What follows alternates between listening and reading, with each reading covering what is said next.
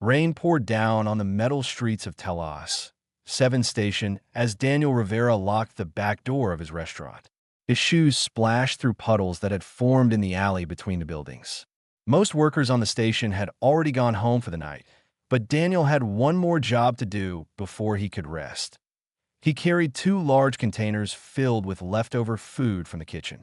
The containers were heavy and his arms hurt, but he didn't mind.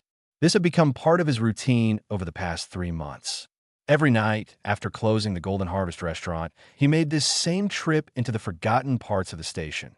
The alley led to a service entrance that nobody used anymore. The door creaked when Daniel pushed it open. Beyond it lay a maze of old corridors that the station authority had abandoned years ago. Broken lights flickered overhead, casting strange shadows on the walls. Most people avoided these areas because they were supposedly dangerous. Daniel walked deeper into the darkness, following a path he had memorized. His footsteps echoed off the metal floors.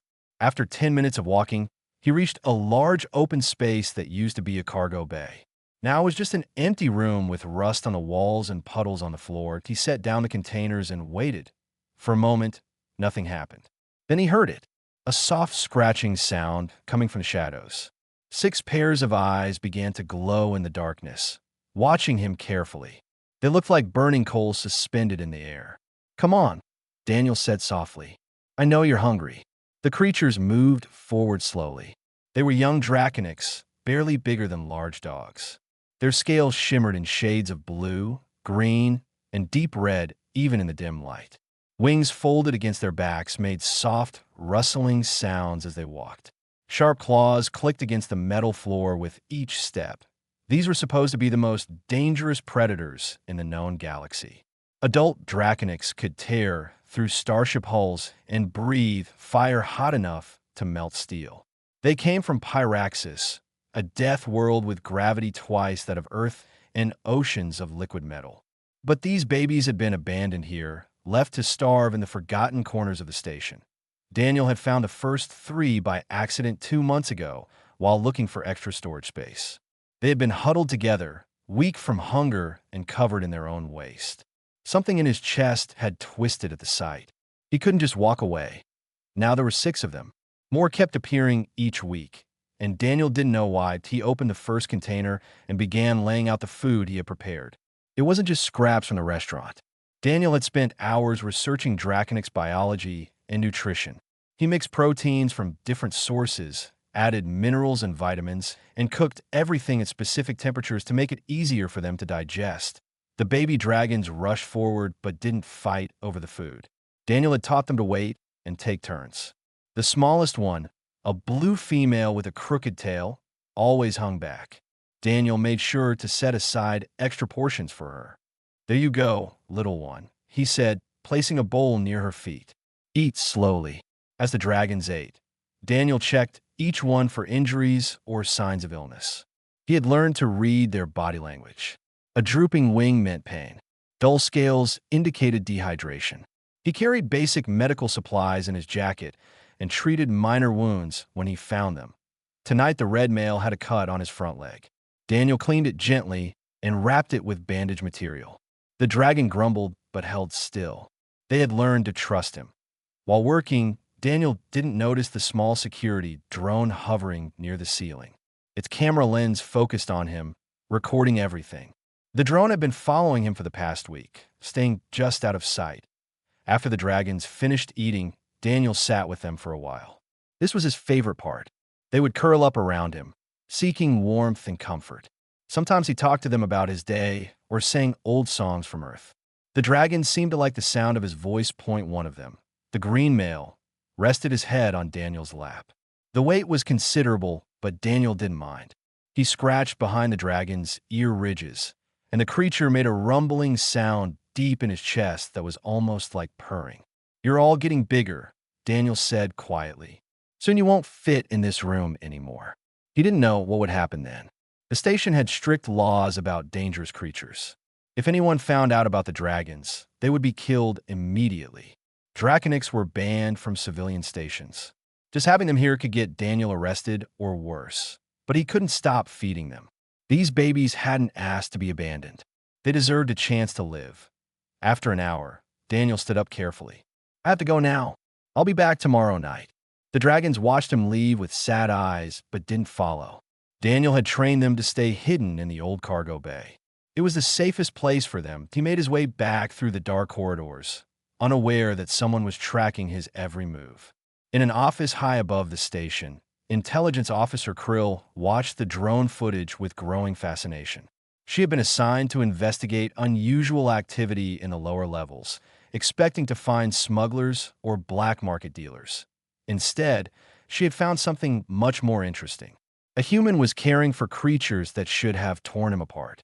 A human was breaking major laws not for profit, but for reasons Krill didn't understand.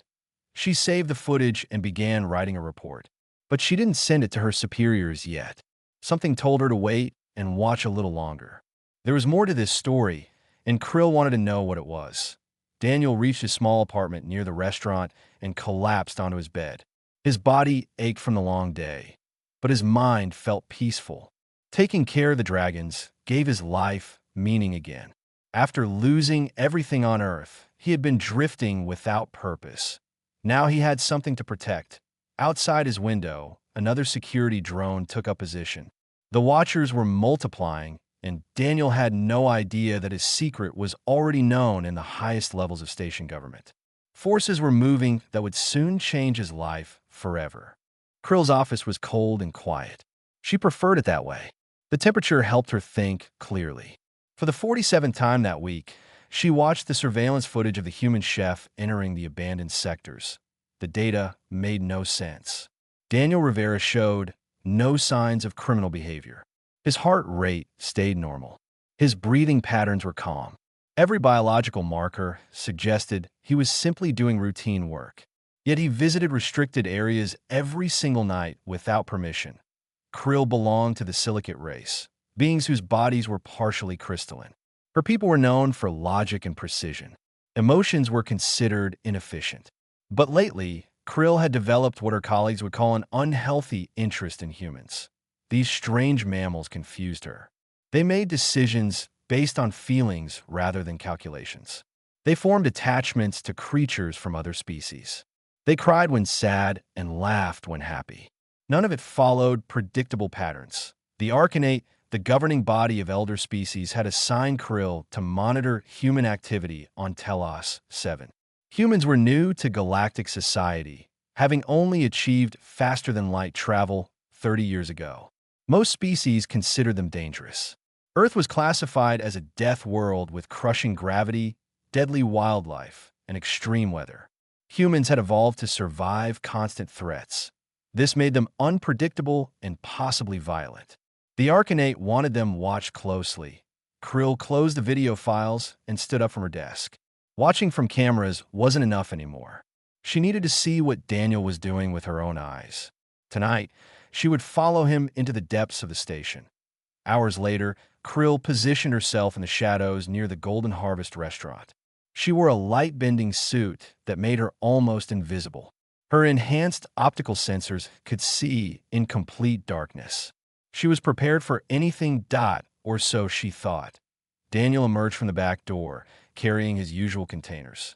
Krill followed at a safe distance as he made his way through the alleys and into the abandoned sectors. She moved silently, her crystalline feet making no sound on the metal floors. The human seemed completely unaware of her presence. He walked with confidence through the dark corridors, never hesitating at intersections. He knew this route perfectly. When they reached the old cargo bay, Daniel set down his containers and called out softly. Krill adjusted her sensors to maximum sensitivity, expecting to see weapons or illegal goods. Instead, she saw Dragon's .6 juvenile Draconics emerge from the shadows, their eyes glowing in the darkness. Krill's logical mind struggled to process what she was witnessing. Draconics were Class 5 predators, banned from all civilian installations. They were aggressive, territorial, and impossible to tame. Yet these babies walked calmly toward the human like domesticated pets. Daniel opened his containers and began laying out food in careful portions. He spoke to the dragons in a gentle voice, calling them by names. Names. He had given them individual identities. Krill watched in stunned silence as the dragons ate peacefully. There was no fighting, no aggression. The smallest one waited patiently until Daniel brought food directly to her. The human checked each dragon for injuries, treating a wounded leg on the red male with practiced efficiency.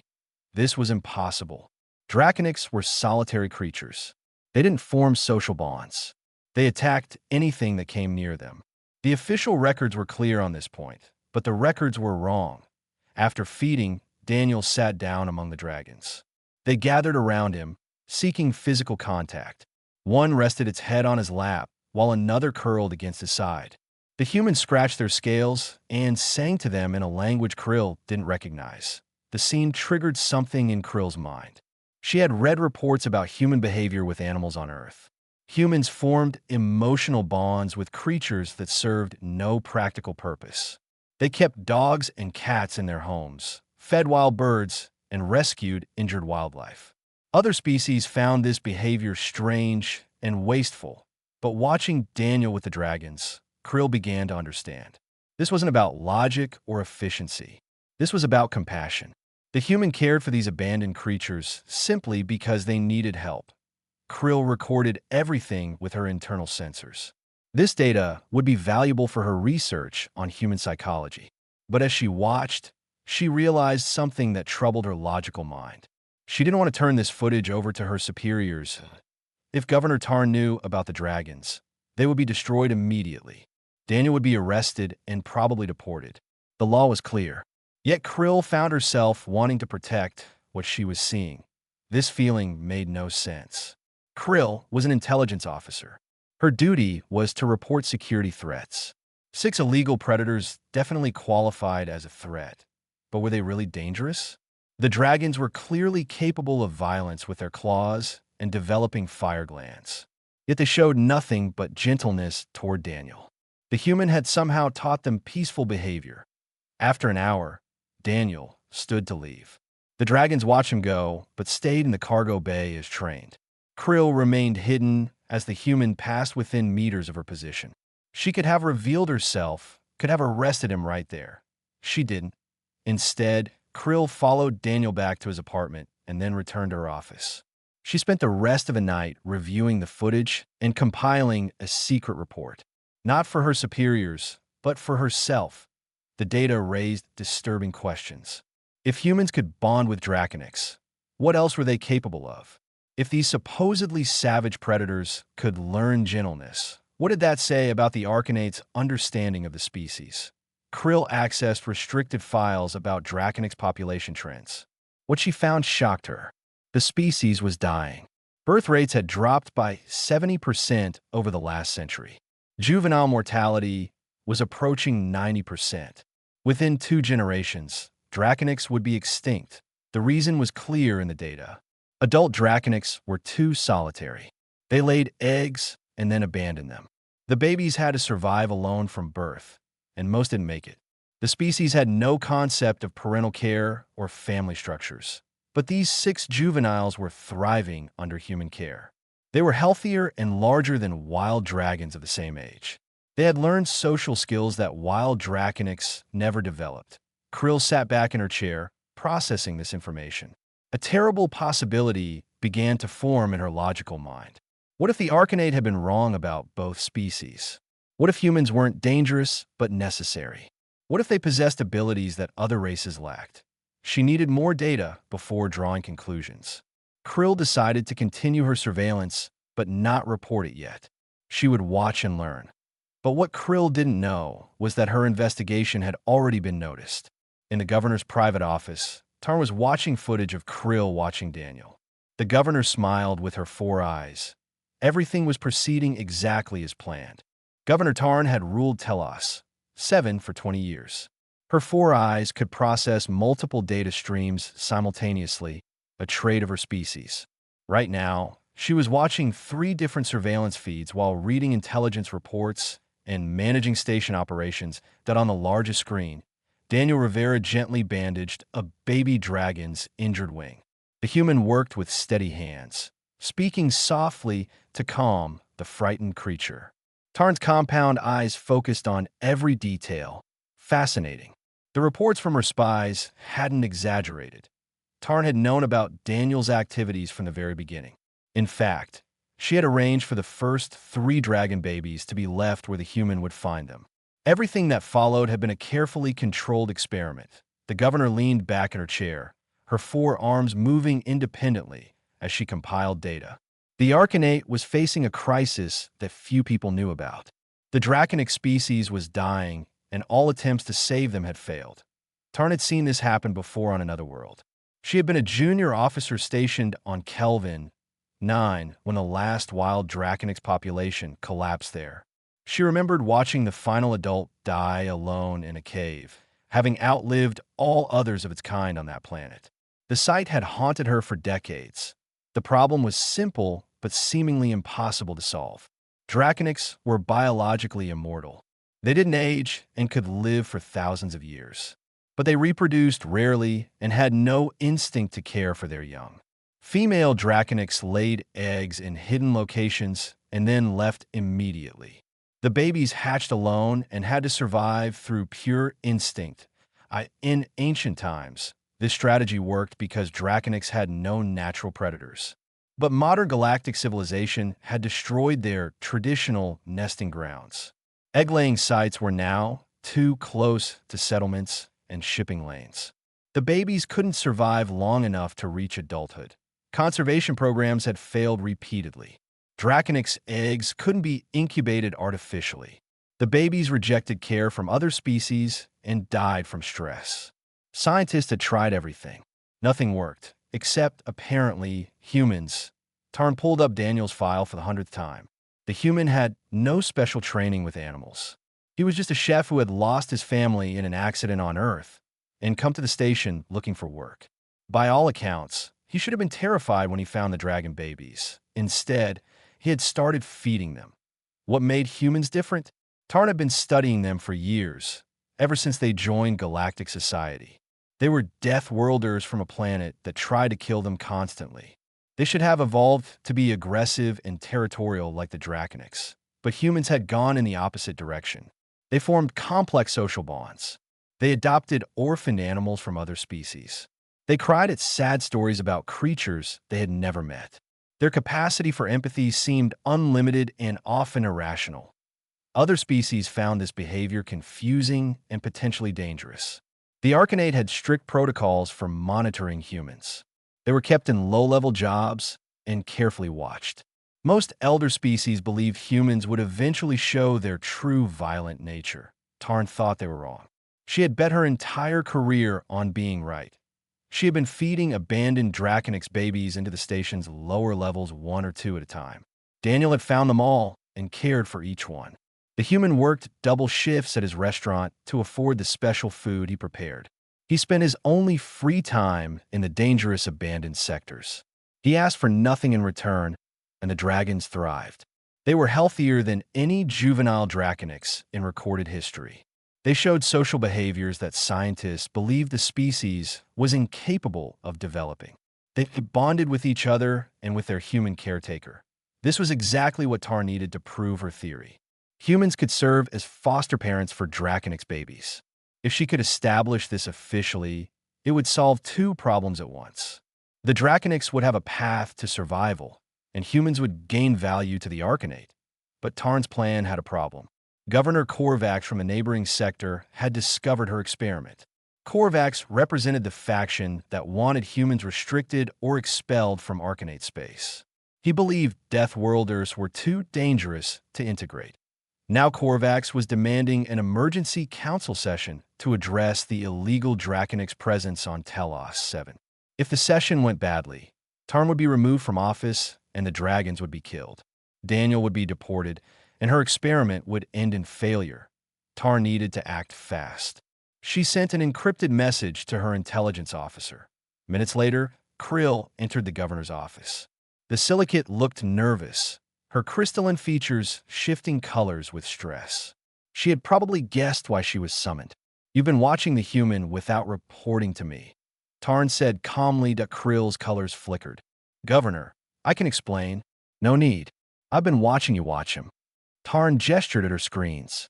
Tell me your assessment. Krill hesitated, then spoke honestly.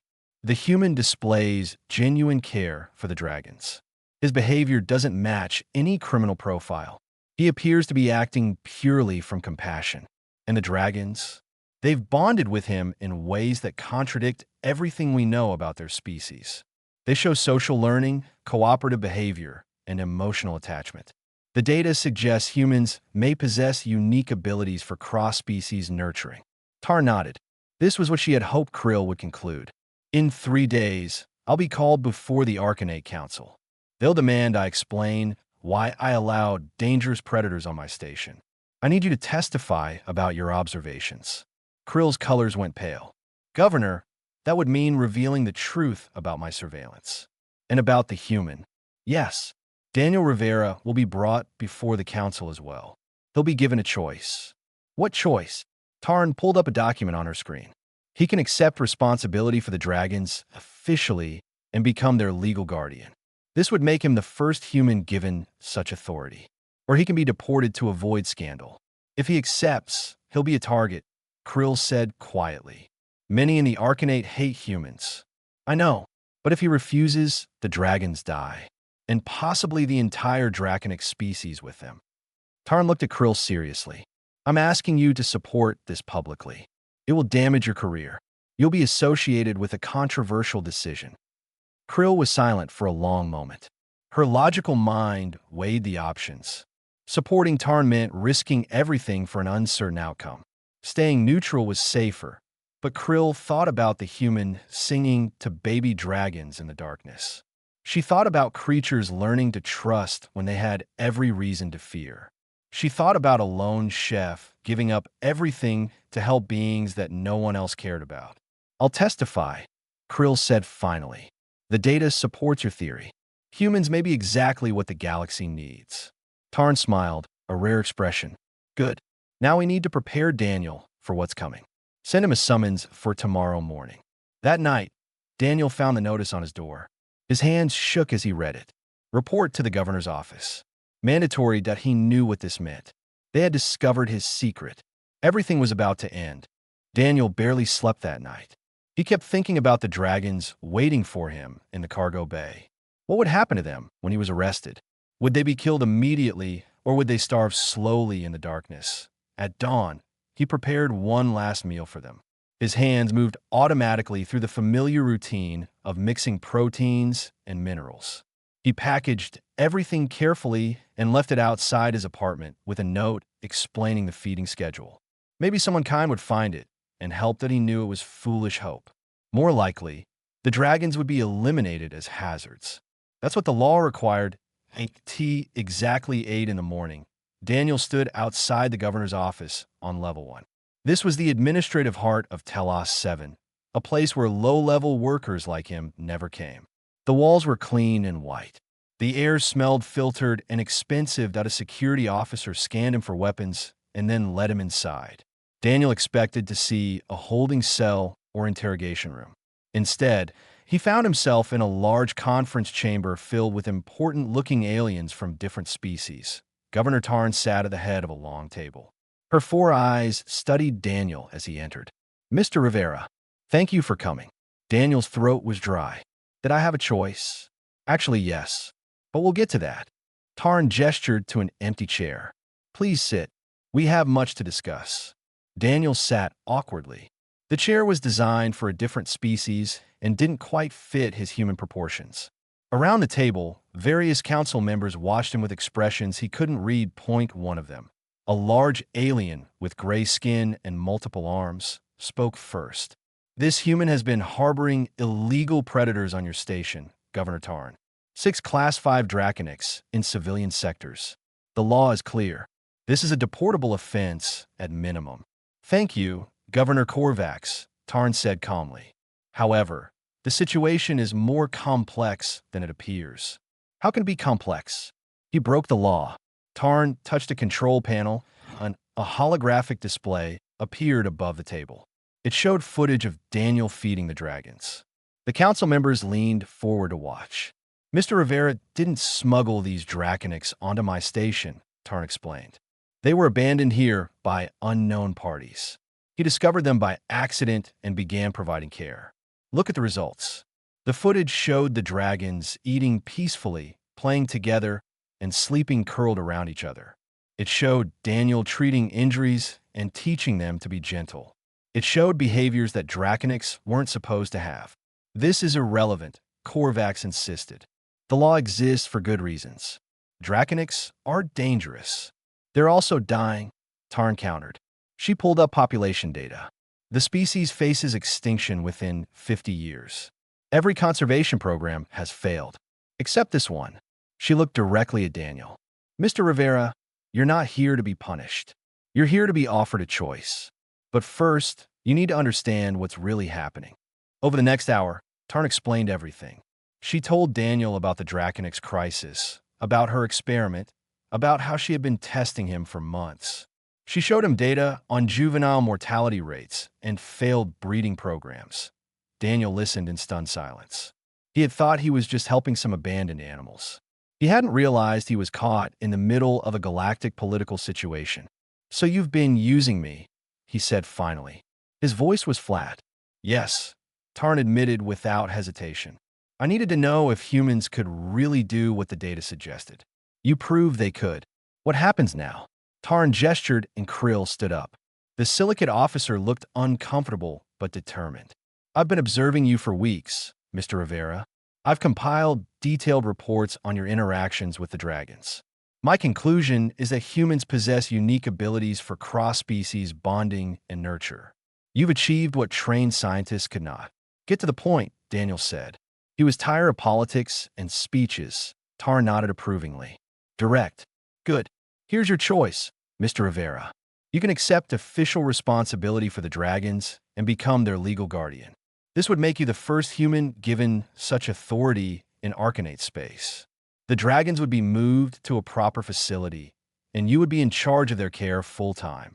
And if I refuse, you'll be deported back to Earth. The dragons will be euthanized according to protocol, and the draconic species will likely go extinct within your lifetime." The room went silent. Every eye was on Daniel. Governor Korvax spoke up. "This is insane. You want to give a human control over one of the galaxy's most dangerous species? These Death Worlders can barely control themselves. Look at their history. War, violence, destruction. They'll weaponize the dragons." "That's speculation, not data," Krill said firmly. "My observations show the opposite. Mr. Rivera has taught the dragons restraint and gentleness. He's demonstrated consistent, peaceful behavior. For 3 months. What about the next 3 years? 3 decades?" Tarn raised a hand for silence. "This council exists to make difficult decisions. The question isn't whether humans are perfect. The question is whether they can help save a dying species. The evidence says they can." She turned back to Daniel. "I won't lie to you.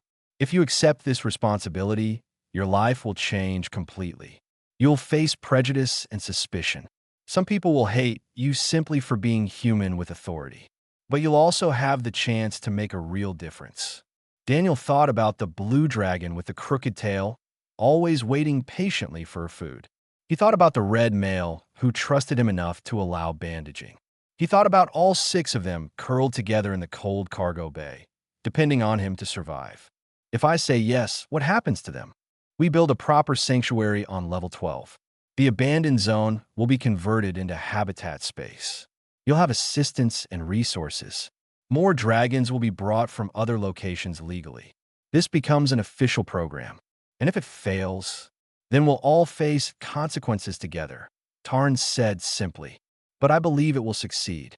The question is, do you?" Daniel looked around the table at all the alien faces watching him. Some showed hope. Others showed distrust. A few looked openly hostile. This was a test, he realized.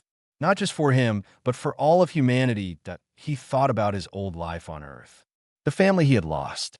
The emptiness that had driven him to the stars looking for purpose. He had found it in the most unexpected place, caring for creatures that everyone else had given up on. "I'll do it," Daniel said quietly. "I'll take care of them." Governor Korvax stood abruptly. "This is a mistake. Mark my words, this will end in disaster. But Tarn was smiling. Mr. Rivera, welcome to your new position. We have a lot of work to do. 3 months had passed since Daniel accepted his new role. He stood in the converted habitat on level 12, watching 23 juvenile Draconics practice flying in the large open space. The area still smelled like fresh construction materials, but it was already beginning to feel like home. The transformation had been remarkable. What was once an abandoned industrial zone was now a proper sanctuary with climate control, feeding areas, and sleeping dens. Engineers had reinforced the walls and installed viewing windows for researchers. It looked professional and permanent. Daniel had a small team now. 3 volunteers from different species helped with daily care and maintenance. Krill visited regularly to collect behavioral data. Even Governor Tarn stopped by occasionally to check on progress. But the dragons were Daniel's primary responsibility. He knew each one by name and personality. Ruby, the large red female who had been one of the originals, was the unofficial leader. She watched over the younger ones and broke up fights. Cobalt, the blue male with poor eyesight, relied on echolocation and had the best hearing in the group. Mist, a gray female barely 2 months old, still needed bottle feeding. The program had attracted attention across the galaxy. Some of it was positive. Research stations requested information about Daniel's methods. Conservation groups praised the innovative approach. News services ran stories about the human who befriended dragons, but there was negative attention too. Protesters gathered outside the station demanding the dragons be removed. Anonymous threats arrived regularly. Someone had even tried to sabotage the habitat's life support systems before security caught them. Governor Korvax kept filing complaints with the Arcanate Council. He called the sanctuary a disaster waiting to happen. He predicted the dragons would eventually turn on their caretakers and prove humans couldn't be trusted with such responsibility. Daniel tried not to think about the politics. He focused on the work. Today's task was teaching the juveniles proper hunting techniques. Not because they would need to hunt for food, but because it was part of their natural development. A Draconix that couldn't hunt would never survive if returned to the wild. He released several mechanical drones into the upper part of the habitat. They moved with unpredictable patterns, simulating prey behavior. The dragons watched with intense focus, their predatory instincts activating. Remember, Daniel called out, work together, communicate, don't just chase randomly. Ruby took the lead naturally. She made a series of clicking sounds, and the other dragons spread out in a coordinated pattern. They had developed this system themselves, a pack hunting strategy that wild Draconics never used. The dragons moved as a unit, cutting off escape routes and herding the drones toward predetermined positions. It was beautiful to watch, deadly and graceful at the same time. Within minutes, they had captured all the drones. The younger dragons bounced excitedly, while the older ones preened with satisfaction. Daniel felt a surge of pride. They were learning and growing exactly as they should. A chime sounded from the entrance. Daniel checked the security screen and saw an unfamiliar visitor. The alien was a Draconix, but fully adult. Her scales were deep purple, and she stood nearly 3 meters tall. Her wings were folded but still impressive in size. Daniel's heart raced. This was unprecedented. Adult Draconix never visited other locations. They were completely solitary. What was she doing here? He opened the airlock cautiously. The adult Draconix entered and looked around the sanctuary with obvious disapproval. Her eyes focused on the juveniles, who had frozen in place at the sight of an elder. "You are the human," she said. Her voice was deep and resonated in Daniel's chest. "Yes, my name is Daniel Rivera. I am Nightshade. I have come from Pyraxis to see what you have done to our young." There was clear accusation in her tone. Daniel kept his voice calm and respectful. "I've cared for them, fed them, taught them to survive. You've corrupted them." Nightshade moved closer to the juveniles. They backed away nervously. Look at them, huddling together like weak herd animals, making sounds to coordinate. This is not the Draconix way. The traditional way is killing your species, Daniel said quietly. 90% of juveniles die before adulthood. That is nature. The strong survive alone. But none of them are surviving. Your entire species is going extinct. Nightshade's eyes flashed with anger. Small flames flickered at the corners of her mouth. Better extinction than weakness. Better to die as we are than become something else. The juveniles were completely still now, watching the confrontation. Daniel could feel the tension in the room. One wrong word, and this could turn violent. With respect, he said carefully, I don't think it's weakness to care for each other. These juveniles are stronger because they work together. They're healthier and more skilled than wild dragons their age. They're tame, domesticated. You've made them into pets. I've made them into a family. Nightshade made a sound like grinding rocks. Draconics don't have families. We are solitary predators. It is what we are. Maybe it's what you've been, but it doesn't have to be what you remain. Before Nightshade could respond, something unexpected happened. Ruby, the large red female, moved between Daniel and the adult dragon. The juvenile was less than half Nightshade's size, but she held her ground. Her posture was protective, defensive. A low growl rumbled from Ruby's chest. The message was clear. She was protecting Daniel. Nightshade stared at the juvenile in shock. You would defend this alien? Against your own kind? Ruby didn't move. Around her, the other juveniles slowly formed a protective semicircle around Daniel. Even the smallest ones positioned themselves as a barrier. Nightshade looked genuinely confused. This is impossible. Draconics don't protect others. We don't form attachments. This goes against everything we are. Does it? Daniel asked gently. But does it go against what you thought you were? The adult dragon was silent for a long moment.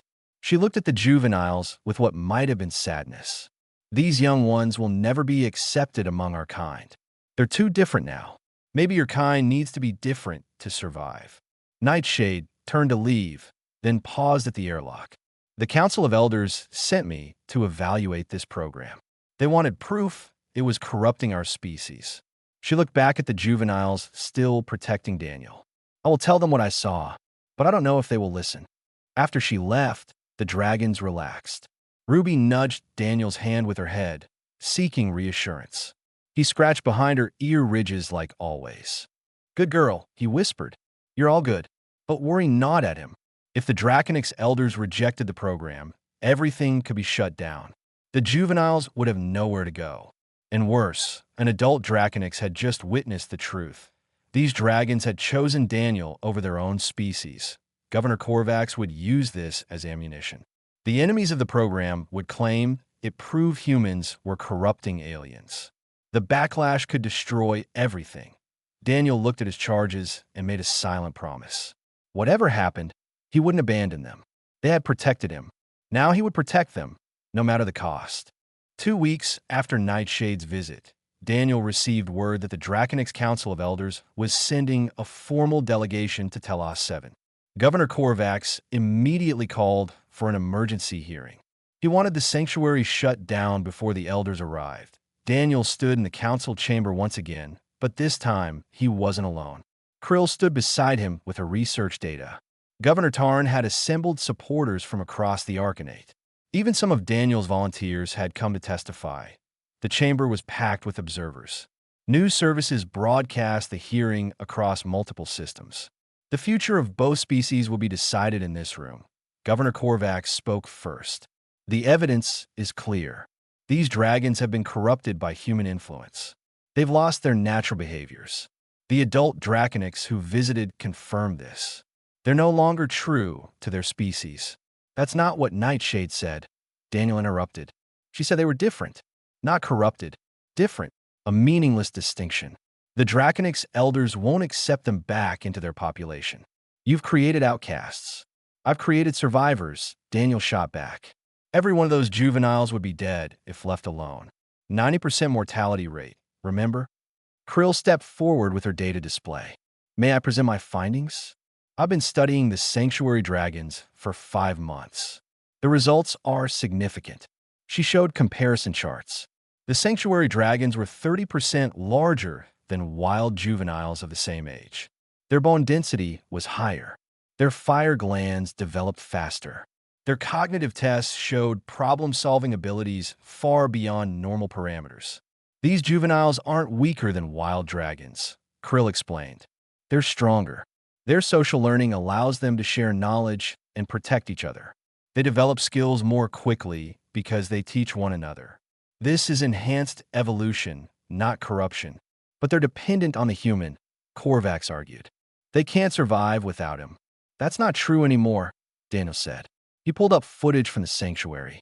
Watch this. The video showed the dragons hunting, playing, and caring for each other without any human intervention. It showed them solving problems as a group. It showed the older ones teaching the younger ones. I'm not their parent, Daniel continued. I'm their teacher. The goal was always to help them become independent. They're almost there. Before Korvax could respond, alarms sounded throughout the station. Security alerts flashed on every screen. Something was happening in the sanctuary. The council rushed to the observation deck overlooking level 12. What they saw made everyone freeze, and shock point 3 adult Draconics had somehow entered the sanctuary. These weren't visitors. They were attacking. The adults breathed fire and slashed with their claws, trying to kill the juveniles. Traditionalists, Tarn said grimly. They want to destroy the program by eliminating the evidence. The juvenile dragons scattered in panic. They were fast, but much smaller than the adults. One of the attackers cornered Cobalt, the blue male with poor eyesight. Flames erupted toward the helpless juvenile, then Ruby dove from above. The red female was the largest of the sanctuary dragons, but still only half the size of an adult. She shouldn't have stood a chance. But she didn't attack alone. 15 other juveniles coordinated their assault with practiced precision. They used their pack hunting techniques, the same ones Daniel had taught them. They communicated with clicks and body language. They worked as a perfect unit. The adult Draconics were caught off guard. They had never fought coordinated opposition before. Solitary predators didn't understand team tactics. Ruby bit down on the lead attacker's wing, while 3 others struck from different angles. The adult roared in pain and confusion. More juveniles joined the defense, protecting the smaller members of their family. Within minutes, the 3 adult Draconics retreated. They were bleeding and overwhelmed. The juveniles had won through cooperation and intelligence. The council chamber erupted in chaos.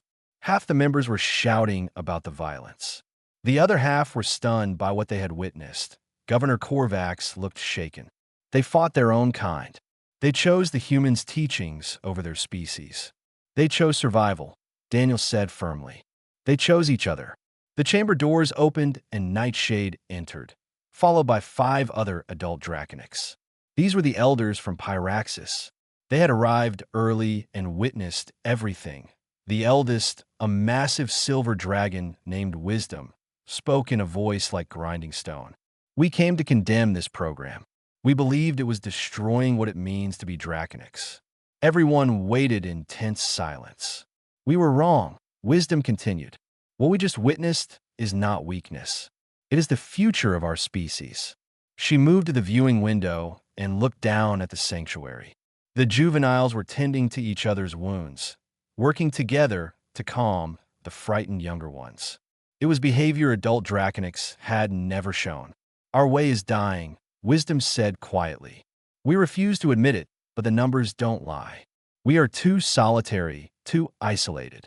Our strength became our weakness. We couldn't adapt.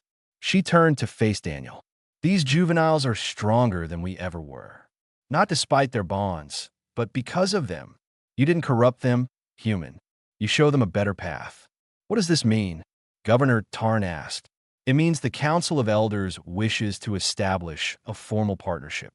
We will send our abandoned young to human caretakers across the galaxy.